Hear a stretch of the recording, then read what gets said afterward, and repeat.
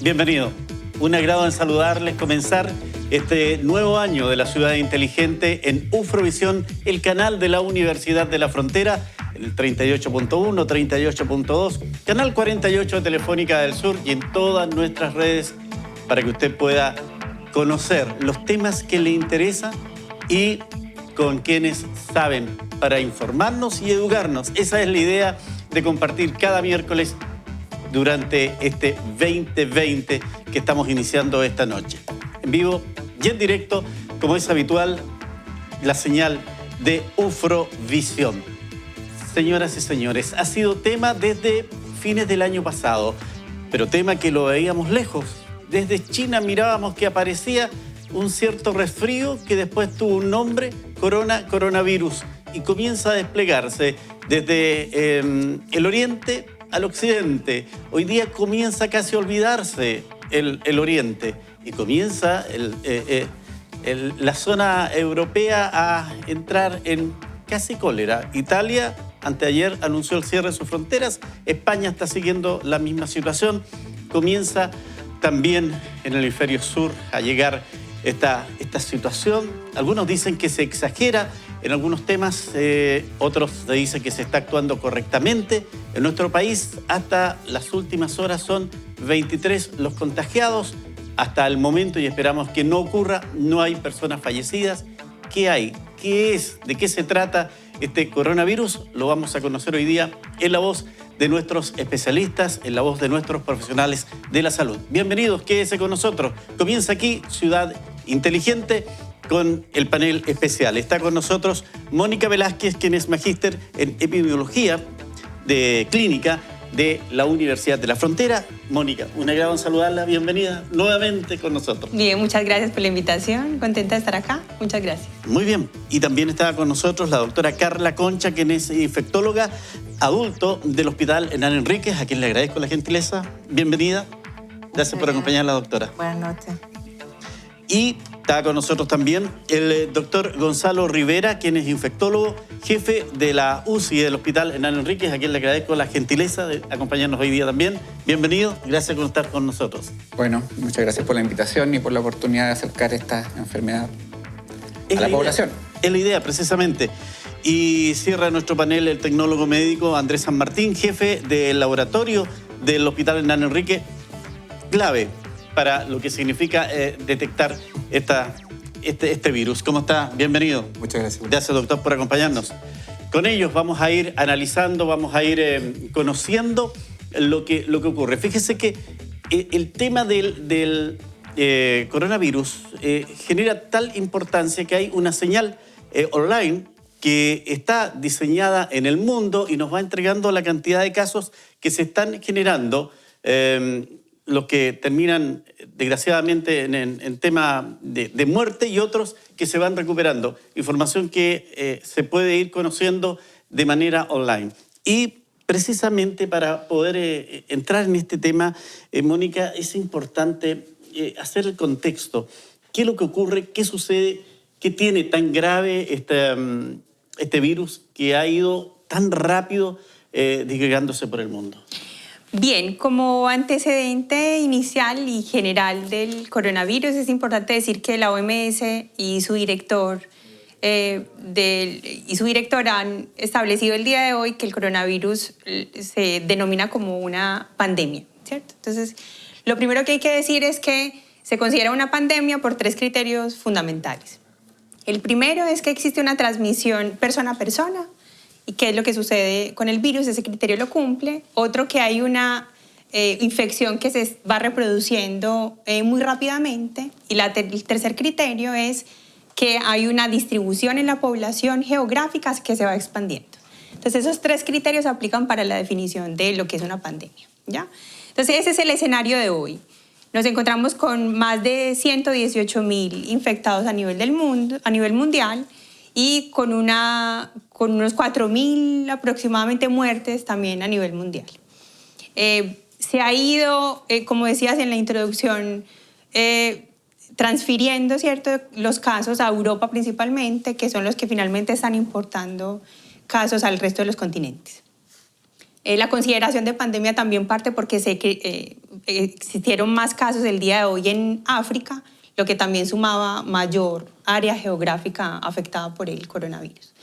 Entonces, el antecedente de la mayoría de los casos, ¿y por qué es tan importante? Bueno, por el nivel de contagio que tiene de este virus. Es decir, se expande muy rápido, es muy infeccioso y las dificultades que hay para contenerlo, la incertidumbre que hay con respecto a cómo manejarlo es lo que genera que se estén aumentando tantos casos. Estos casos todos han sido transmitidos de persona a persona, familia, contacto directo. ¿No hay en otro país que se haya generado este virus de forma espontánea? Claro, no. Al parecer en China se examina la fuente que es animal y pasa al humano, pero después los casos se han dado persona a persona y finalmente también son casos importados que van a los demás continentes, pero sigue siendo de persona a persona.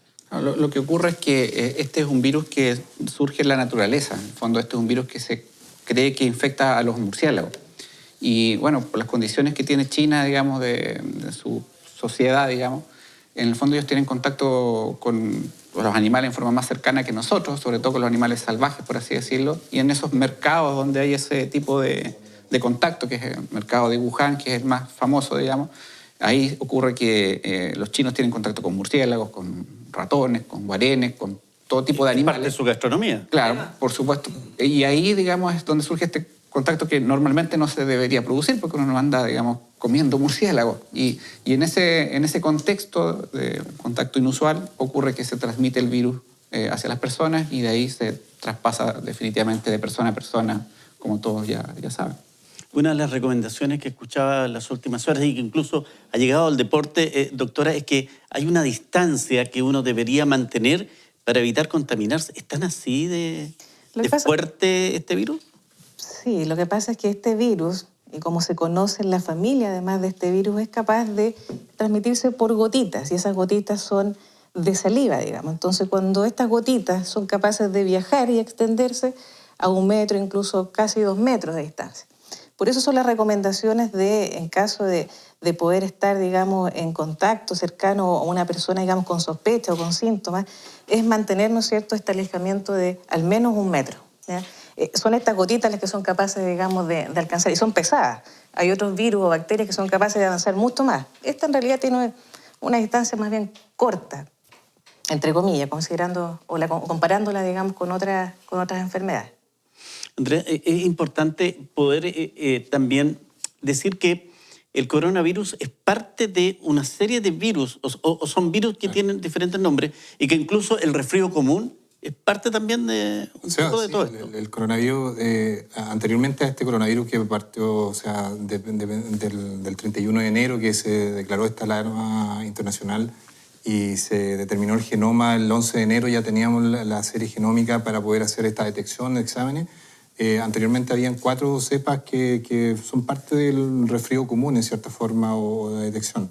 Entonces sí existía antes, esto es una cepa nueva por lo que estaban explicando acá obviamente que se determinó en esta ciudad de China, pero sí existían algunas cepas y esta en especial fue determinada en el mes de enero y ya tenemos la capacidad de poder determinarla específicamente.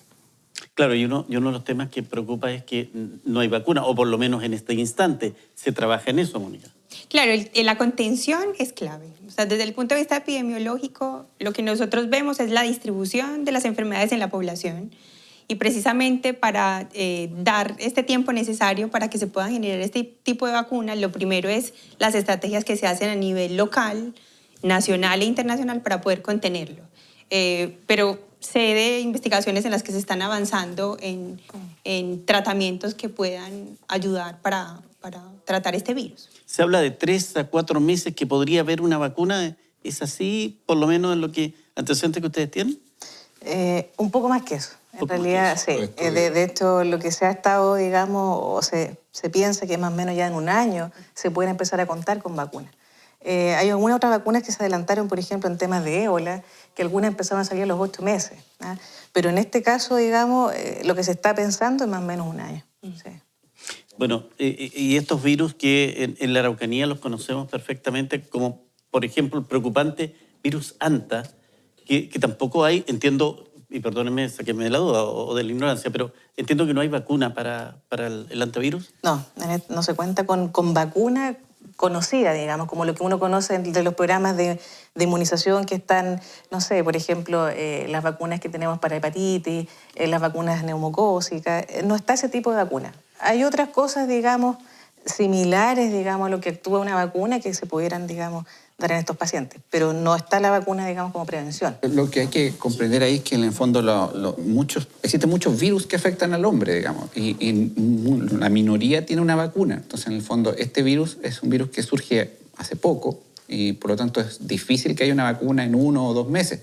Para que haya una vacuna seria, digamos, tiene que pasar por diversas pruebas que son en humanos, en el fondo tienen que haber pruebas específicas de que funciona. Entonces, en el fondo, no es que en un mes uno pueda decir, creamos una vacuna y que funciona realmente. Entonces, hay que esperar un poco para tener algo que sirva realmente, con pruebas científicas. O sea, en definitiva, aquí la prevención Es clave. Es Yo clave. creo que es fundamental. Ahora, también es importante hacer la diferencia con respecto a lo que comentaba Andrés de que existen además otros virus. Es saber que en el fondo, si bien la propagación de este virus es rápida y que por eso ha generado tanta alarma a nivel mundial, la mortalidad de este virus es incluso más baja que la mortalidad que generaron los virus anteriores. Estamos hablando del SARS y del MERS, que en su momento, para el SARS, que fue en el 2002, tuvo una mortalidad del 9%, el MERS tuvo una mortalidad que incluso ahora todavía hay casos desde el 2012, tuvo una mortalidad del 34%, es decir, mucho más alta, y estamos hablando que para el coronavirus es de un 3,4%.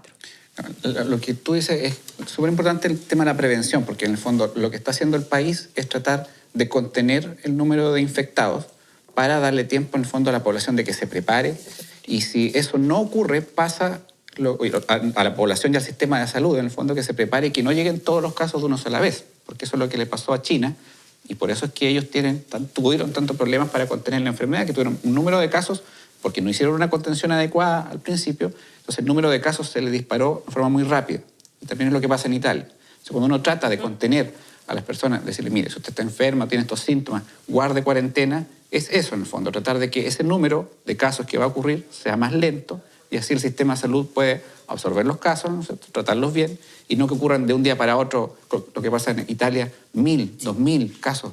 Eso obviamente Claro. que genera problemas. Y claro, y ahí el porcentaje de muerte es bastante alto. No, en Italia está compleja la situación precisamente por eso. Yo creo que un sistema de salud que ha colapsado precisamente por la cantidad de infectados. Es decir, muchos de los expertos han hablado en estos últimos días de que Italia perdió la oportunidad en un inicio de contener este virus y se propagó de una manera en la cual no pudieron controlarlo.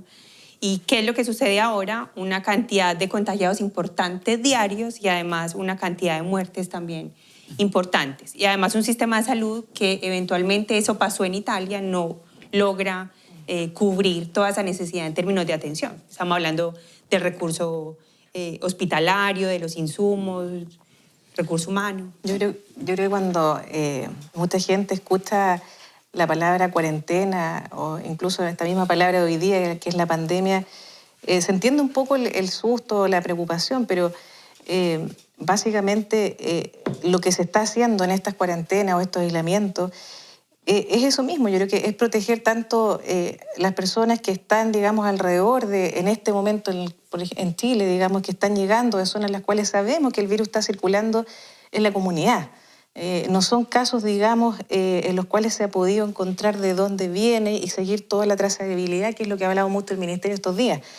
Entonces, no es tenerle un poco de miedo o susto a estar, digamos, en cuarentena. Son periodos acotados de 14 días, en el fondo, para ir evaluando si la persona presenta algún síntoma o algo que nos pudiera, digamos, orientar a que tenga que descartarse o confirmar, digamos, el virus y nuevamente poder contener en esta persona el virus y no hacer que sus familiares, ¿no es cierto?, que los amigos, que los compañeros u otros puedan también adquirir el virus. Es un virus que nos ha llamado la atención, yo creo que a todos los que estamos en esta área, que se transmite muy rápido, ¿ya?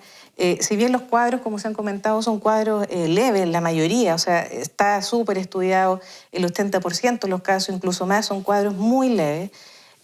por ese lado un poco el quitar el susto también. Sin embargo, hay una población que va a estar más de riesgo, ¿ya? Esa población que ya conocemos y que todos en Chile tenemos experiencia porque los vacunamos primero, nos preocupamos de ellos, ¿no es cierto? Los adultos mayores, pacientes, ¿no es cierto? Las embarazadas también que se están ahora en temas, ¿no es cierto?, de vacunación de influenza. Si bien en ese grupo específicamente no había un mayor riesgo, fíjense ustedes, pero el paciente, por ejemplo, hipertenso, el paciente que tiene algún problema cardiovascular, pacientes que tienen también algún cuadro o alguna enfermedad pulmonar, son pacientes los cuales uno también los protege bastante con vacunación. Y en esos pacientes en particular, ellos también tienen que saber que pueden estar más expuestos, ¿no es cierto?, a sufrir una enfermedad un poco más agresiva que el resto de la población. Pareciera que ahí hay un tema que por lo menos puede entregar algo más de tranquilidad, que digamos el sector que está más afectado o que está más susceptible a infectarse no son los niños, porque precisamente ya estamos terminando verano, otoño, invierno, y es la temporada de las enfermedades precisamente Aumentan las enfermedades que afectan con mayor fuerza a los niños en su edad prematura. Entonces, ¿cómo en ese aspecto hay que entregar tranquilidad a los papás? Claro, yo creo igual es súper conocido en realidad también en el ámbito de los pediatras, de los obstetras, ¿no es cierto?, de quienes estamos en el área hospitalaria, que hemos visto, digamos, que los niños, el porcentaje de infectados en realidad es un 1%. En Chile ha habido dos casos pediátricos, digamos, con cuadros también leves. En ellos en particular están de alguna forma haciendo estos cuadros muy, muy leves. Entonces igual es la tranquilidad también para los papás en la casa y también poder explicarle a los niños. Hemos visto que los niños también están preguntando, están queriendo saber y tranquilizarlos a ellos. Yo creo que a los papás y también a los niños. Es el otro grupo que nos preocupa más en este momento, el grupo de adulto mayor sobre todo. Doctor Rivera, aterrizamos un poco en la Araucanía hoy día. ¿Cuál es la realidad que se vive con el coronavirus en Temuco y naturalmente en el resto de la región? Bueno, en general, como ustedes saben, hay 23 casos de coronavirus confirmados en Chile hasta el momento, hasta las 12 del día de hoy, y de esos casos ninguno se ha detectado en esta región, a pesar de que uno ha tenido sospecha de que pudiera haber una persona que presenta estos síntomas y que ha viajado. Esos casos se han descartado, lo cual es importante igual que sepa la población, porque hay muchos rumores de que hoy si tienen escondidos los coronavirus. En realidad nosotros no tenemos escondido ningún coronavirus, se ha, digamos, hecho todos los estudios y en la región no ha habido afortunadamente ningún caso. Hubo un caso en Puerto Montt y otro caso en Concepción, que son los más cercanos, y han sido casos aislados, y la verdad es que nosotros se han testeado personas que han ido al hospital a consultar, pero no han sido positivas, digamos. Y se han ido a sus casas con síntomas bastante leves. ¿Hay alguna medida especial? Y voy a ir luego con el tema del laboratorio, de esta sala especial de detección. Pero ¿hay alguna medida especial en el hospital hoy día que diga, por ejemplo, se han instalado estos jabones gel? ¿Hay un aumento de la prevención en materia de higiene personal? Sí, en tema... Sobre todo aquí el enfoque más importante que se tiene es del equipo de infección asociada a atención de salud.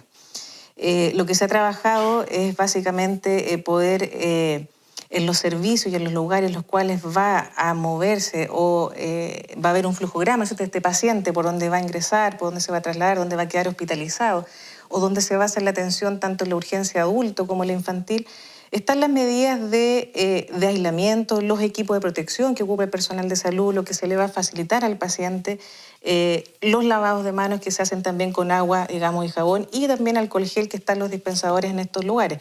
Los contenedores que son para poder, ¿no es cierto?, después colocar los mismos equipos que ha ocupado de vestimenta los pacientes, poder hacer los traslados, los manejos, los desechos, todo eso está, digamos, coordinado, está reforzado. Las capacitaciones a los personales también se está haciendo en forma diaria y hay una comunicación muy estricta además del personal de salud. Entonces implica desde, como tú mencionabas, el alcohol gel, lavado de manos, a todo un equipamiento que se genera y se programa y se planifica para también poder recibir a los pacientes. Es importante que sepan eso las personas, que en el fondo aquí no hay un trabajo como al lote, sino que ha sido un trabajo que empezó hace casi un mes de planificación, de qué va a pasar cuando lleguen estos casos. Y hay un sector del hospital también definido donde van a llegar. se ha educado al personal de la salud de cómo tiene que protegerse, porque en el fondo el rol del hospital es cuidar al enfermo, ¿no es cierto? Pero también cuidar a su personal, que no se contagie y que no contagie al resto de las personas.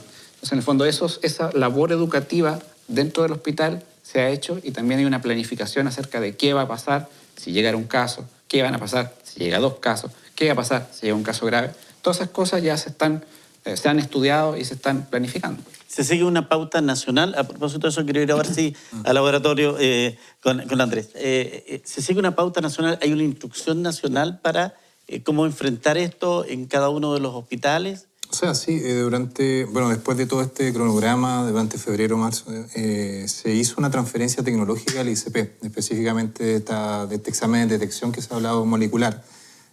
Nosotros la tenemos desde la primera semana de marzo aproximadamente y justamente fue la vez que llegaron los primeros exámenes para realizar este test. Y en estos momentos llevamos una cantidad determinada que se hizo un trabajo correlacionado con el ISP, donde se hacía la detección acá, se enviaba la misma muestra a Santiago y se hacía la correlación, dio una correlación del 100% en todos los envíos que hemos realizado.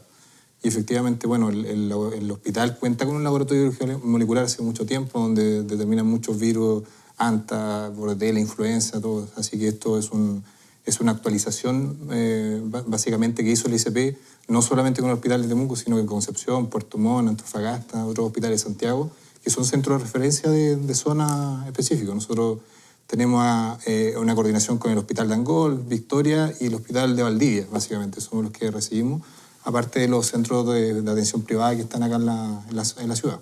Físicamente, uno va hoy al Hospital Hernán Enrique y ve que hay toda una señalética indicando dónde hay una sala especial para la detección del coronavirus. ¿Cómo funciona? Yo voy con síntomas de resfrío, digo, ¿sabe qué? Parece que tengo el coronavirus, por decir un caso extremo. ¿Lo toman inmediatamente en urgencia? ¿Se traslada allá? ¿Cuál es el mecanismo? ¿Cómo se hace eso? El ingreso, en este caso, digamos, al hospital o en algún otro centro, digamos, puede partir de la misma urgencia donde consulta el paciente. Está habilitado. O en un consultorio también puede ser derivado. Exactamente, que puede ser la urgencia, ¿no es cierto?, adulto o la urgencia infantil, que físicamente están separados. En ese caso, digamos, es evaluado los pacientes, ¿no es cierto? Todo está coordinado también con la Seremi. La Seremi es la entidad, ¿no es cierto?, que va a confirmar estos casos, digamos, sospechosos, ¿ya? Va a decir efectivamente cumple con todos los criterios para que se pueda, ¿no es cierto?, realizar la hospitalización, la toma de los exámenes y todo lo que, digamos, implica esto. Eso por un lado, los pacientes que llegan al hospital, pero hay pacientes que han consultado en otros entidades también de APS o de otros incluso nodos, y en ese caso lo que se ha hecho es poder, ¿no es cierto?, derivar o la muestra, que no es, digamos, de los hospitales aquí mismo de Araucanía Sur, o derivar al paciente. En este momento ese es el nivel en el cual se está manejando, digamos. Poder derivar al paciente, poder hacer, ¿no es cierto?, la toma también de los exámenes, pero esa derivación ya no pasa por urgencia, no entra por urgencia, el paciente ingresa directamente al hospital, claro. Y en los otros lugares, que también en el área privada, están las urgencias también en las cuales los pacientes pueden también consultar y ahí se aplica todo el protocolo que requiere toma de muestra, hospitalización respectivamente. Hay un examen que el gobierno ha anunciado que es gratuito en el servicio público. Esto tiene un costo en la salud privada, tengo entendido. Ahora, ¿esto es también para las personas que tengan previsión FONASA o ISAPRE? ¿Ahí está la diferencia? En cuanto a los costos. Claro. ¿Sí? En este momento entiendo que al menos en Santiago, por acá no hay una disponibilidad en este momento del examen. No sé si Andrés tiene algún otro antecedente, pero hay valores diferenciados. Básicamente sí. lo que se hizo fue codificar el examen a FONASA para que tenga un código y que tenga una valorización, básicamente por el tema de la previsión que tenga cada persona. Pero en este momento se está viendo como contingencia, se está analizando coordinadamente con la Seremi. O sea, a una persona no le van a decir no le puedo hacer el examen porque no ha pagado. No. Eso descartado totalmente. Sí. No. Pero se hace un trabajo coordinado. O sea, básicamente tampoco es que llegue una persona y diga me quiero hacer un examen de coronavirus. A eso iba. Hay criterios bien establecidos desde que empezó esta epidemia y pandemia ahora en China. acerca de qué personas van a ser sospechosas de tener esta enfermedad. Y eso está, digamos, ha cambiado, si es cierto, porque ha habido países que se han ido contagiando. Entonces, al principio era solamente el viajero de China, ahora también es de Italia o de España. Pero en el fondo está bien claro a qué personas, qué síntomas tiene que tener la persona, de dónde tiene que haber viajado. Y si cumple esos criterios, el paciente es sospechoso de tener un coronavirus. En Chile, hasta el momento, no hay una transmisión de personas que no hayan viajado. Aquí el antecedente clave es haber viajado. Importados. Se espera que, en el fondo, que esto no ocurra, que no haya después una diseminación entre las personas que nunca han salido de Chile. Pero bueno, eso el tiempo lo va a decir. En el fondo, en este momento, solamente es sospechoso el que ha viajado o que ha tenido contacto con alguien que ha viajado. Ahora, esto ha sido solo de mala suerte, que el primer caso sea un médico el que se haya contagiado. Puede haber sido cualquiera. Digo, mala suerte para el colega. Para el colega. Pero cualquier viajero, digamos, que haya estado en esa zona de fuera de riesgo. Chile. Claro. Si tú te das cuenta que en el fondo no es culpa de que sea médico, sino que en el fondo el antecedente es que viajó. Claro. Uno ha visto, ¿qué es lo que ha visto? Que en el fondo las personas que vienen de Italia, sean médicos, que sea lo que sea, Italia ha exportado un número de casos tan grande que hizo que toda América Sur, que no tenía casos, empezara a tener casos, digamos. Y eso provocó que la frontera de Italia en este momento está cerrada. Entonces, en el fondo, el antecedente clave aquí es el viaje. Claro, y yo creo que de Europa se volvió el segundo foco. O sea, pasamos de Asia a Europa y Europa se convirtió en el foco. Estamos hablando de que de ayer, del último reporte de la OMS, reportó casi el doble de muertes por día en las 24 horas de lo que había el día anterior. Entonces, Europa se volvió el foco fundamental, ¿cierto? Hay muchos analistas clínicos, epidemiólogos, infectólogos que han hablado de cuál es la razón de por qué esta alza de infecciones en Italia, y hay varias razones y varios argumentos que han dado, pero claramente ese foco ha sido fundamental para lo que dices tú de propagar esta infección hacia América, dando como resultado que ya hoy se reporten 2 casos en Bolivia y ayer se reportara el caso en Panamá, que no había. ¿Ya? Yo creo que una de las cosas clave aquí es que cuando supimos que estaba el primer caso en Brasil, dijimos, esto ya llega a Chile, digamos, o llega a los otros países, porque una de las suertes que tiene nuestro país todavía es que hay vuelos, por supuesto, que no son directos a estas ciudades. Sino con escala, claro. Claro, son con escala. Entonces pasó que en Brasil y muchas otras ciudades tienen vuelos directos con Italia. Y pasó, digamos, lo que se pensó en su momento. Y cuando ya llegó a Brasil, aún más se pusieron las alertas, ¿no es cierto?, en el ministerio y particularmente también en el equipo de acá de Temuco que está trabajando en esto, en el servicio de salud, en el hospital, en la parte privada, porque era algo que ya veíamos, digamos, venir. O sea, los vuelos directos, obviamente, y es lo que pasó también para Italia. Ellos tienen vuelos directos con algunas ciudades, ¿no es cierto?, en China cercano al foco, digamos, entonces... Es claro, el virus viaja. El virus viaja. Queda claro que, en definitiva, la suerte que hemos tenido nosotros, entre comillas, por así decirlo, es que como estamos más alejados, nos llega más lento esto, porque de alguna u otra manera vamos viendo la experiencia de otros países y se puede ir también aplicando ciertas medidas que en otros países, por no aplicarlas, están en la condición que están. Sí, claro. Yo creo que ahí el aprendizaje está para los sistemas de salud, yo creo. O sea, en el fondo, cómo abarcar y cubrir todo esto para contenerlo y además cómo contar con esos recursos para organizarse súper bien y poder atender a los pacientes. Lamentablemente Italia no aprendió eso en el fondo, pues es la lección. Que hay curvas de cómo avanza la enfermedad cuando se contiene, cuando hacen este tipo de cuarentenas, que ya aclararon que no son 40 días. Se dice que son 40 días, se habla de cuarentena porque Cristo hizo digamos... anduvo en el desierto 40 días y se expió, digamos, sus pecados, y por eso es que en el fondo, o sus males, no lo sé, nadie sabe, digamos, pero en el fondo tuvo 40 días aislado, y eso en el fondo, de ahí salió la palabra 40 días, y cuando hubo la peste bubónica en Europa, dijeron, bueno, ¿cuánto tiempo vamos a aislar las personas? En los barcos, 40 días, cuarentena. Ahora se sabe que en realidad no tienen que ser 40 días, o varía según la enfermedad, ¿no es cierto? En este caso son 14 días, pero el punto es que el aprendizaje es, hay que hacer esta cuarentena para intentar que los casos se produzcan en forma lenta y así preparar todo el sistema de salud. Italia no lo hizo, no hizo la cuarentena en su debido momento, Y cuando uno hace la cuarentena más tarde, en el fondo, la hace cuando ya tiene miles de casos. Claro, por lo con el tanto, pic de casos. se calcula que una persona infectada puede infectar a 3 personas más. Entonces, en el fondo, si ya tienes 9.000 infectados y recién haces la cuarentena, bueno, claramente van a haber 9.000 por 3, 27.000 personas que pueden estar en riesgo de infección. Se desborda un sistema de salud también. Exacto. Perfecto. Entiendo por lo que ustedes opinan acá que se han adoptado las medidas correctas en nuestro país para enfrentar esta situación que tiene como denominador el que no se conoce mucho. Sí, o sea, de manera local yo creo que sí, el hospital ha hecho un gran esfuerzo para poder contener esto, sabiendo que está la incertidumbre si cuándo va a llegar. Entonces, en este momento todavía no tenemos ningún caso positivo, pero en todo el ámbito, desde la recepción del paciente, el traslado en clínico, en laboratorio, se ha hecho un flujo, se han reformulado los flujos, se han actualizado, se han hecho muchas capacitaciones, etcétera, para poder tener o estar preparado para este tema de contingencia o este nivel de alarma que es el nivel 3 ya de esta etapa. Hablábamos de las enfermedades de temporada, las enfermedades de invierno. Sin duda que también ese es un problema que viene a agudizar un poco más la respuesta en este tipo de casos, el hecho que el coronavirus se pueda proyectar con más fuerza en invierno, ¿es así? Absolutamente, yo creo que es una cosa que estamos conversando también, planificando qué es lo que va a venir.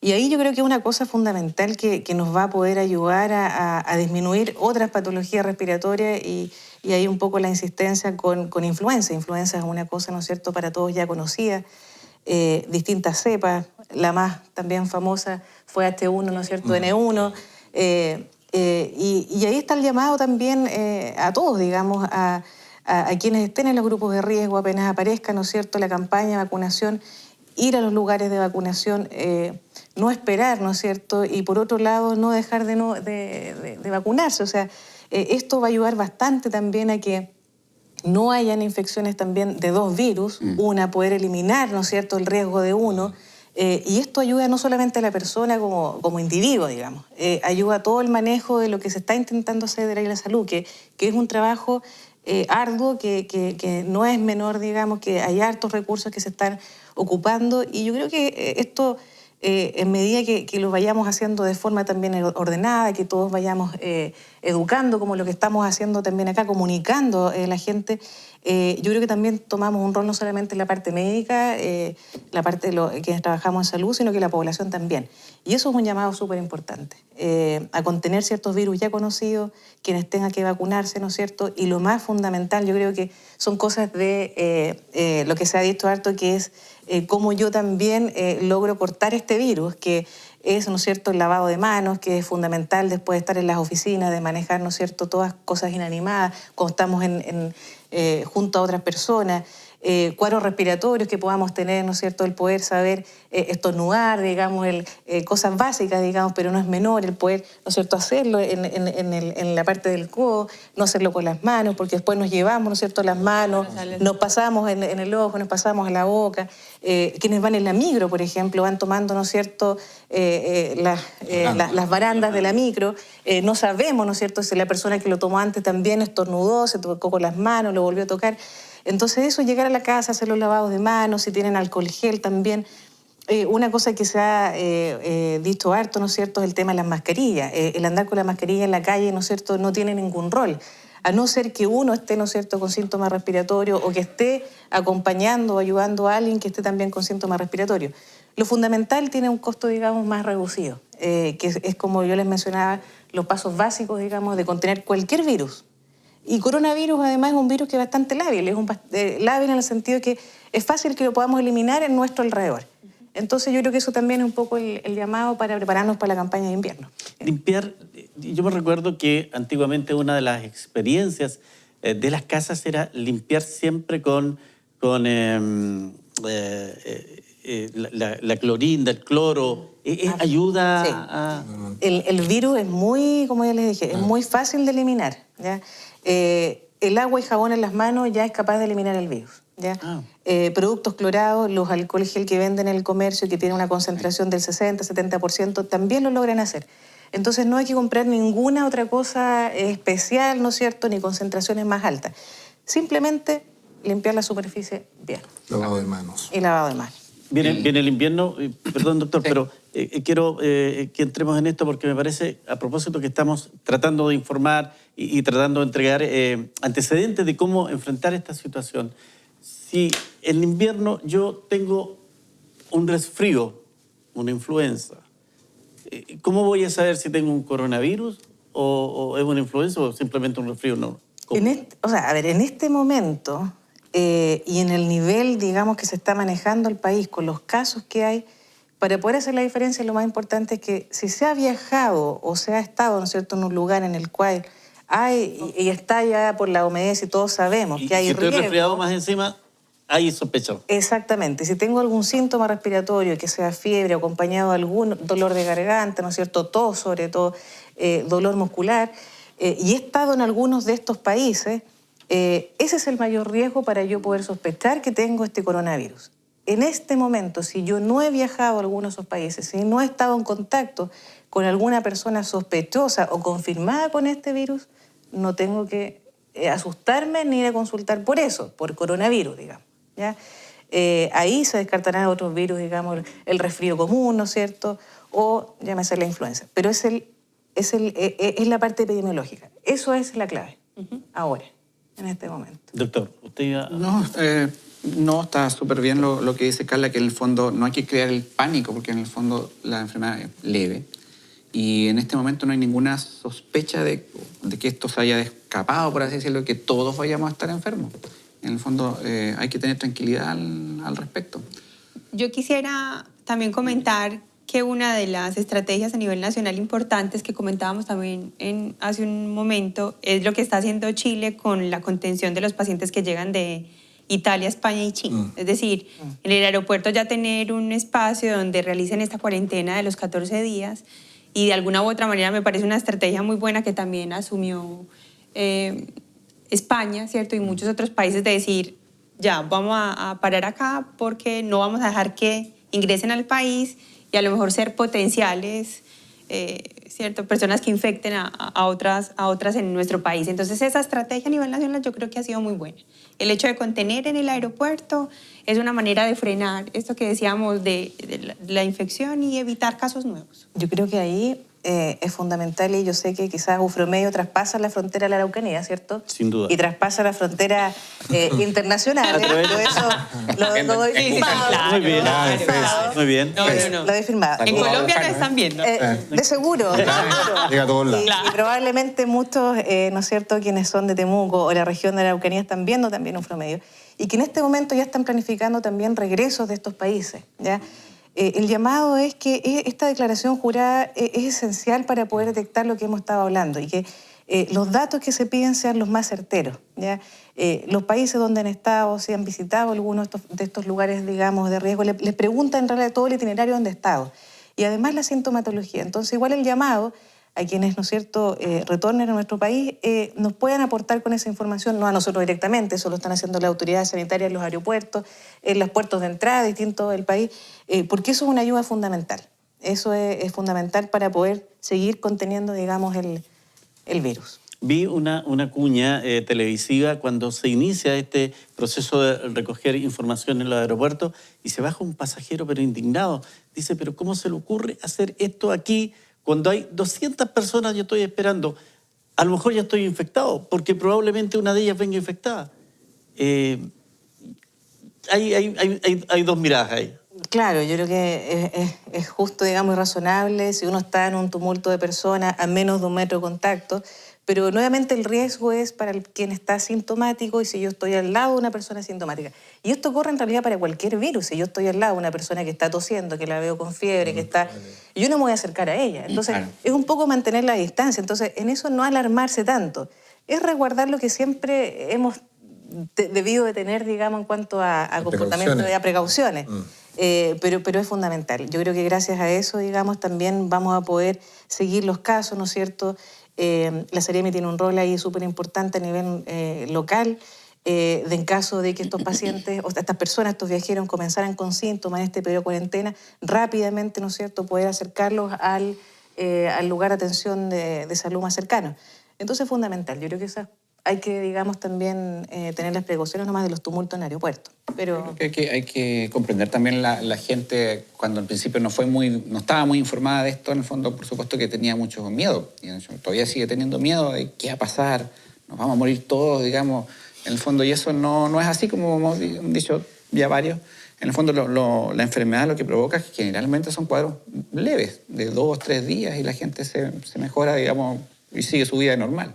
Si el punto es que es el llamado, como dice Carla, a cooperar con este tema de llenar la encuesta epidemiológica, porque es la única forma que nosotros tenemos de saber y de seguir a esos casos, digamos, a esos posibles casos, porque la mayoría tampoco va a tener la enfermedad, digamos. Díganme, ¿se descarta entonces que pueda generarse casos espontáneos en el país?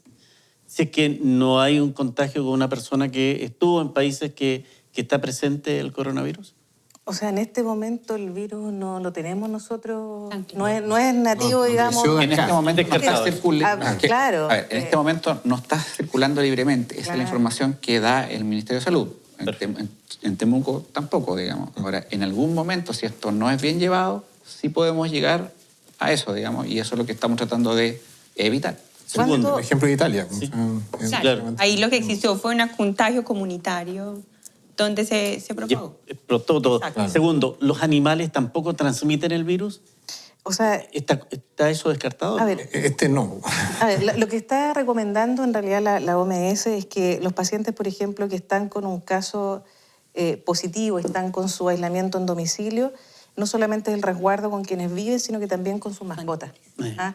Así que no es una cosa que sepamos que nuestro perro o el gato sea capaz de transmitirlo. No estoy diciendo eso. Simplemente, como todavía este virus y toda su transmisión y la cadena que tiene ha seguido en estudio, son las precauciones que hay que tener en este momento. Y la recomendación es también no tener contacto directo con las mascotas. Eso está, digamos, como Ahora, recomendación. lo que hay que tener también tranquilidad de población, que en el fondo nuestras mascotas no tienen el virus acá, digamos. En el fondo, nuestras mascotas no nos están transmitiendo el virus. Pero nosotros podríamos en un momento, yo infectado, transmitir... Que eso nadie lo sabe, No lo digamos. Eso es lo que mencionaba. Que Es en el por fondo, eso, en el fondo, que no es que porque las mascotas nos vayan a contagiar a nosotros, es porque no sabemos si Es porque ellos no sabemos. pueden enfermar en el fondo. Claro. O sea, día a día se están generando estudios y se va conociendo más del virus. También llevamos cuánto del 31 de enero. Claro, llevamos meses diciembre. de conocer una enfermedad. Ahora, yo no sé si ustedes saben, pero en el fondo los otros coronavirus, los que ya conocemos y que no nos hacen mucho, digamos, ellos partieron de los murciélagos y fueron contagiando animales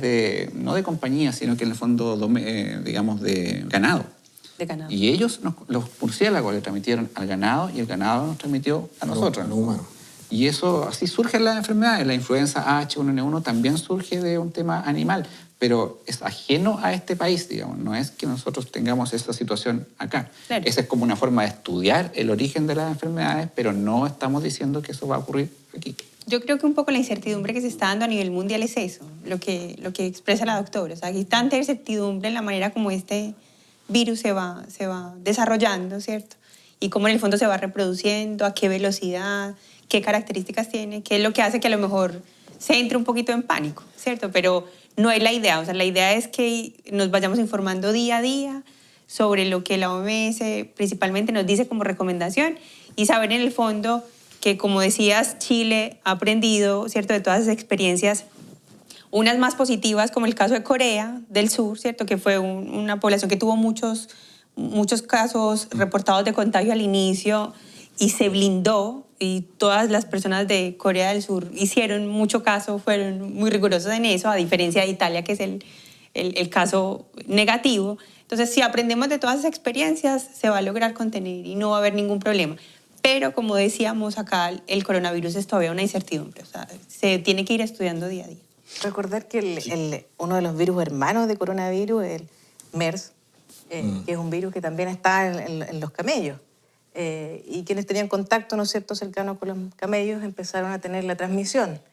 Entonces, como digo, yo creo que todavía se está estudiando este virus, probablemente nos van a decir, o vamos a saber en 3 meses más definitivamente nuestros animales acá, o sea, No, cero. Y hasta el momento ha sido así, no hay un antecedente. Claro, nada, pero hay recomendaciones, digamos, para seguir conteniendo. En definitiva, prevenir es mejor que curar. Ese antiguo refrán Absolutamente. se hace hoy día. Casi todo. Ahora aplica. Ahora aplica, ¿ah? Siempre. Como en todas las cosas. Casi todo en la vida. Y además, doctora, este tema de las enfermedades de invierno, el trabajo se espera se vaya rápidamente incrementando en el tema de vacunas y reiterar este llamado a que la gente que está en edades de riesgo cumpla con vacunarse. Claro, efectivamente, yo creo que todos los que han tenido ya la experiencia, ¿no es cierto?, estar en estos grupos de riesgo, el paciente, ¿no es cierto?, adulto mayor, las embarazadas, que en esta campaña se va a extender a todas las embarazadas independientemente de las semanas de embarazo que tenga. A los niños también se les amplía la edad de vacunación hasta los 10 años. Sí.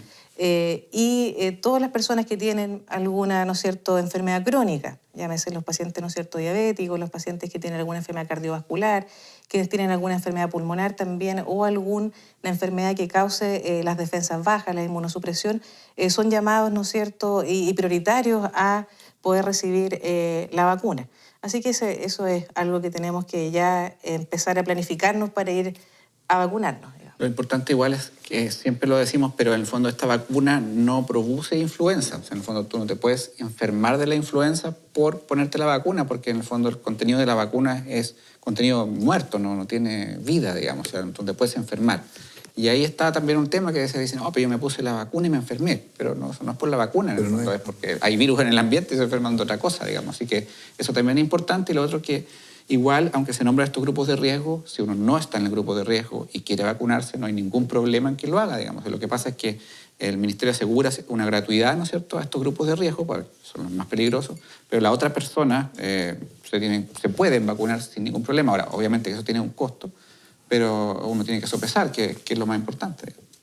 Así es, reforzar las medidas de higiene, vacunarse y, bueno, tener la seguridad de que tenemos un laboratorio acorde para reaccionar y atender rápidamente estas muestras y identificar si es que se encuentra presente este virus en la Araucanía. Así es, el laboratorio está al día en el tema, actualizado con los exámenes, tiene un equipo altamente calificado para eso. Hemos estado constantemente de tecnólogos, bioquímicos que trabajan presentes en esta y desarrollan la técnica 24/7. En este momento estamos en ese contexto, realizándolo en rotativas para tener obviamente un resultado mucho más oportuno. Básicamente estamos hablando de 6 horas, de 6 a 8 horas dura, o sea, el proceso, y tenemos ya un resultado y el equipo clínico puede tomar decisiones al respecto. Así. Perdón, pero no sé si me lo contó o no lo entendí bien. El caso, la respuesta, positivo o negativo, ¿se da aquí mismo o se trae la muestra? Ahora sí, ayer recibimos la transferencia definitiva en cuanto a los casos negativos. ¿Qué quiere decir eso? Si nosotros nos da un examen negativo acá, o sea, que no detecta el virus, se cierra ahí. O sea, se puede terminar acá, no es necesario enviarlo al ISP a una confirmación, a una segunda confirmación.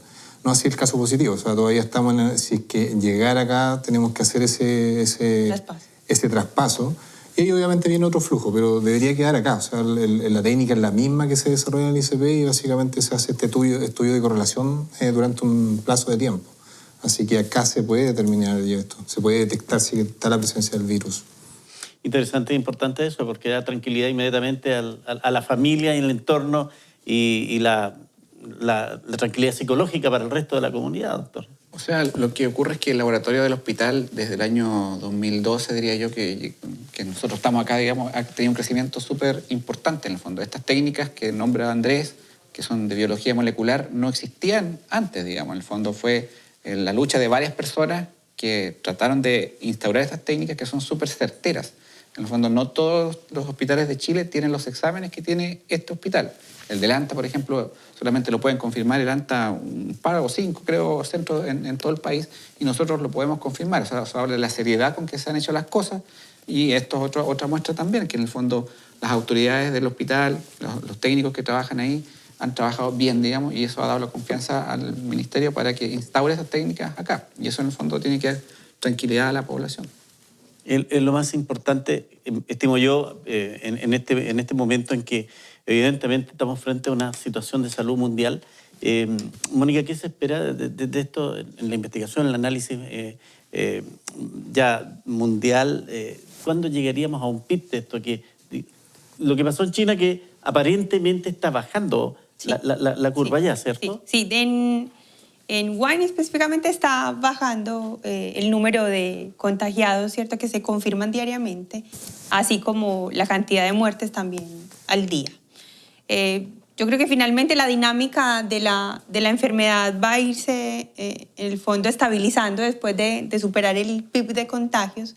Yo creo que el caso de Europa va a ser un caso que va a tocar un seguimiento importante, al menos con Italia, por un par de semanas más, porque si se sigue incrementando el número de casos confirmados en Italia, va a ser un tema que nos va a mantener todavía expectantes. Pero uno espera que todas las estrategias, como dice el director de la OMS, dijo el día de hoy, a partir de la definición de pandemia, que si cada uno en el fondo dentro del país hace su trabajo y el trabajo de contención, a pesar de la incertidumbre que se tenga por conocer este virus, tome las medidas desde los sistemas sanitarios para poder contenerlo, uno esperaría que ese porcentaje o esa tasa de contagios vaya disminuyendo y se estabilice como el resto de los virus, que finalmente se estabilizan en el tiempo y se controlan. Muy bien, era nuestro interés, nuestro ánimo de poder tener información de primera fuente respecto de lo que significa este tipo de enfermedades que hoy preocupa al mundo. Doctora, ¿algo más que contarnos? Yo creo que nuevamente reforzar que estos virus cada cierto tiempo nos traen sorpresas. Ya hay experiencia en contención y manejo de varios de estos virus también. Tener un poco de tranquilidad de que todos los lugares, digamos, de atención de salud han estado en constante, digamos, comunicación con el Ministerio. Se está intentando poder capacitar la mayor cantidad de personal de salud en manejo de esta infección. Poder, ¿no es cierto?, acudir a tiempo, dar los datos absolutamente necesarios. Preguntar, informarse también, hay mucha información, pero siempre ir a lugares que les pueda dar más certeza. Ya las páginas del Ministerio tienen todos los datos, en realidad tiene mucha infografía, tiene todas las medidas también de prevención, con dibujos muy claros, muy específicos. Y en particular aquí en la Araucanía y lo que se está haciendo a nivel, ¿no es cierto?, hospital, también tener la tranquilidad de que están los recursos, digamos, desde un punto de vista humano, ¿no es cierto?, y de los elementos de protección y de manejo para los pacientes, que los cuales vamos a poder también ayudarlos. Y lo más importante, que está el recurso humano, profesionales como los que hoy han estado en este panel. Quiero agradecer también la gentileza y el apoyo que he tenido desde Comunicaciones del Hospital Hernán Enrique, que han hecho gran parte de la producción para que hoy día estuvieran presentes los especialistas que hoy nos han acompañado. Quiero agradecer una vez más a ustedes la disposición a compartir con nosotros esta idea de informar, de llevarle a la gente, a las personas que están preocupadas por esto, una información certera y donde queda en claro que tenemos que estar alertas y atentos, que también nosotros tenemos capacidad de tener medidas preventivas. Y claro, es una enfermedad que complica, que los gobiernos en el mundo están hoy día atentos a ello, las bolsas financieras, qué decir, pero que es totalmente abordable. Una vez más, agradecer la gentileza de ustedes por acompañarnos y a quienes están en nuestras pantallas, decirles que el próximo miércoles vamos a estar nuevamente con otro tema interesante, compartiendo en esta ciudad inteligente de Ufrovisión. Será hasta ese momento. Gracias por acompañarnos. Buenas noches.